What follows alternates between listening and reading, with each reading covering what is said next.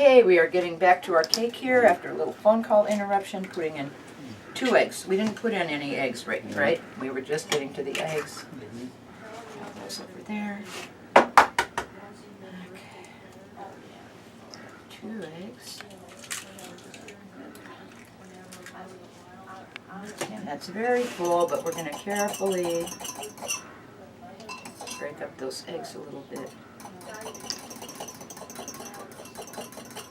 In fact, what I'm going to do, this is so full. I forgot about doubling, or I would have used a bigger measuring cup.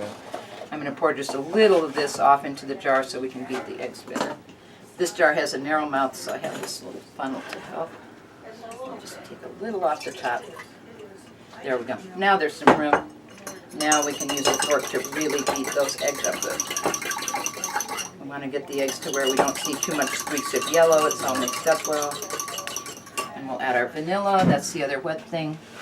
1 teaspoon, but we're going times 2. I'll get the measuring spoon that we're using for the wet things. So 1 teaspoon times 2, 2 teaspoons. Vanilla makes everything taste better. Well, not everything, but a lot of sweet things. So 2 teaspoons vanilla. That's good. And we're going to put in the lemon peel that Rodney grated. To give it a little extra special flavor, it will be lemon vanilla cake. Yeah. So I'm going to get these eggshells out of the way so we can get to our lemon peel. Compost. And all this nice yellow lemon peel we will put into our liquid.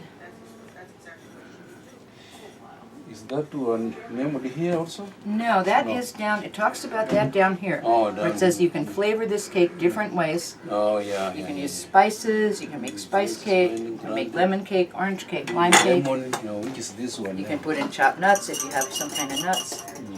So now we're going to beat that up again really good with our fork. See, we can't see. We see a little bit of the white, but we don't see the streaks of yellow. The yellow part of the egg is now very well incorporated into that. Pour it all into the jar. This is kind of experimental, but I think it will work. Yeah. It's actually a kind of cake that sometimes is mixed right in the pan, but that won't work for solar because it'll disturb the greased pan too much. It'll stick. Okay, so we have our wet ingredients.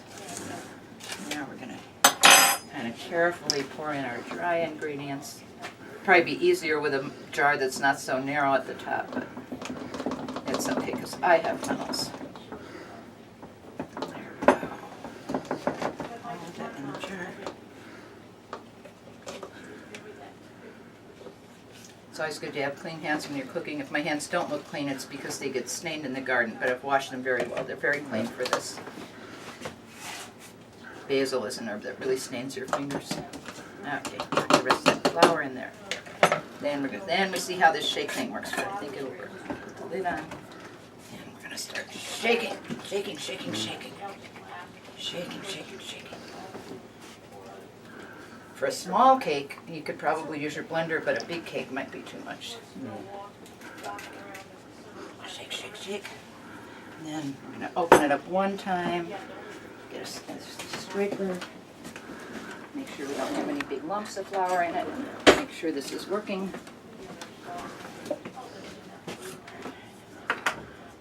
Yeah, you see it's a little bit lumpy, so we're going to break it up a little bit more.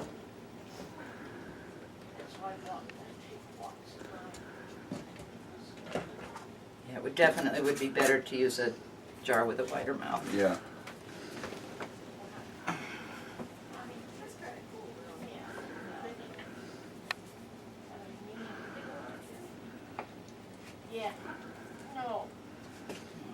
Check it in. It's actually coming out quite thick. I thought this cake might be a little more liquid, but I think this is working. Looks like it's mixing pretty good. It's good to scrape a little where you first put things in. There we go. Okay, we'll shake one more time, and we'll pour it into our pan and bake it. And I think we'll have a very nice cake when we're done. We have to shake it. Get the young girls going. Shake it good. Yeah. Girls are good at shaking. Get some music. Ooh. Can make a dance to shake the cakes. Yeah. All right. I think it's done. It's done. And it should not fill it because it's going to rise. So if it starts looking too full, we'll put some in another little pan. We're kind of experimenting with the quantities here. Oh, that looks nice. A little bit of lumps, but not too bad. I think it will be good.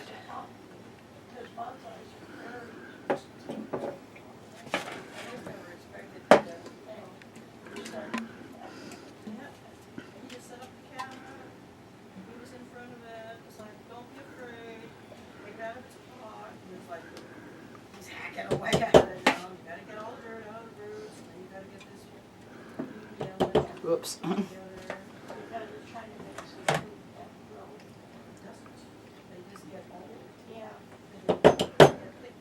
Yeah, next time I will use a wider jar, it will be easier. Yeah. But that's pretty good. We got most of it in there.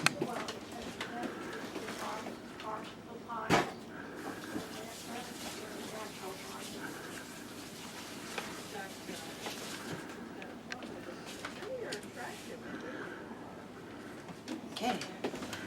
I'm going to wipe the edges a little bit where I got sloppy. Wipe this a little bit. If I didn't have the little paper napkin, I'd use a little bit of cloth, a little bit of dish rag. And then I'll wipe it off. Now again, everything bakes better with a dark lid. This is a cheap little pan from the dollar store that I thought of, oh, I think those dollar store pans will just fit. We use some black spray paint, the kind that says non-toxic when it dry, in small print on the back. Now we get 2 binder clips, and then we're ready to set our cake cooking. And then we can get some cherries and take a little break. Here we go.